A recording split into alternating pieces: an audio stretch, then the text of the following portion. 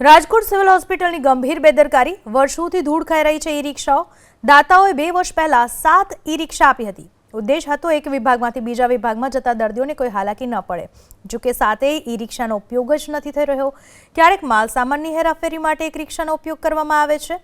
એક તરફ ધોમધખતા તાપમાં રાજકોટ સિવિલમાં દર્દીઓ પરેશાન થઈ રહ્યા છે, બીજી બાજુ ઈ-રિક્ષાઓ પડી કટાઈ રહી છે। દર્દીઓએ રોષ વ્યક્ત કર્યો કે દાનમાં મળી હોવા છતાંય ઈ-રિક્ષાનો ઉપયોગ કેમ નથી થઈ રહ્યો।